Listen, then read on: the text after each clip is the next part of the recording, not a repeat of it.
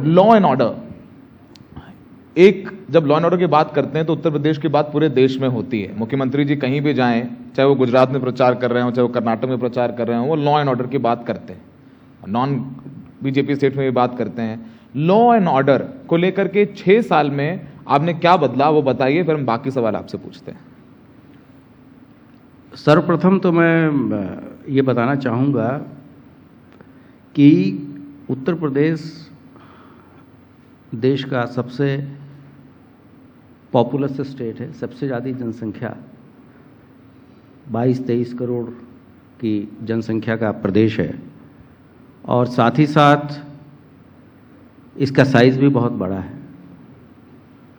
इतने बड़े पॉपुलेशन को में मेंटेन और लॉ एंड ऑर्डर को मेंटेन करना के बहुत सारे चैलेंजेस हैं।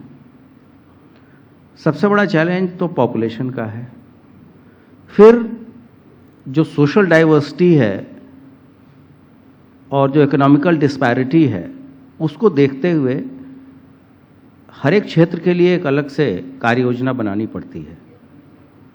अपराध और अपराध के तरीके पूर्वांचल में दूसरे तरीके के हैं, पश्चिम में दूसरे तरीके के हैं, बरेली क्षेत्र में दूसरे तरीके के हैं, बुंदेलखंड में दूसरे तरीके के हैं। इन सभी विविधताओं के बीच में जब हम लोगों को जो पुलिसिंग का मेन काम है, लॉ एंड ऑर्डर मेंटेन करना, क्राइम को प्रिवेंट करना, और अगर क्राइम हो जाए तो हमारा रिस्पांस क्या है, ये सारे चैलेंजेस हैं। और मुझे बताते हुए खुशी है कि आज के दिन में जो हमारा रिस्पांस है वो शहरी क्षेत्रों में 5 से 6 मिनट का है, ठीक, और देहात के क्षेत्रों में 10 से 12 मिनट का है। और इन सब चीज़ों के लिए को अचीव करने के लिए बहुत जो कार्रवाइयाँ हुई हैं, बहुत ही प्लान्ड तरीके से की गई हैं। जैसे कि आपने पहले देखा होगा कि उत्तर प्रदेश को एक बैड लैंड के रूप में हॉलीवुड की मूवियों में इस तरह से दिखाया जाता था। बॉलीवुड की तमाम मूवीज हैं। हाँ, जी। लेकिन धीरे धीरे चीज़ें काफ़ी इम्प्रूव हुई हैं। हमारा रिस्पांस टाइम है, किसी भी तरह की कोई राइट की घटना पिछले 6 साल में नहीं होने दी गई। सबसे बड़ी चीज़ जो है वो सरकार की इच्छा शक्ति है। ये अपराध और अपराधियों पे लगाम लगाना है और उस पे बहुत ही सिस्टमैटिक तरीके से प्रहार किया गया है। ठीक।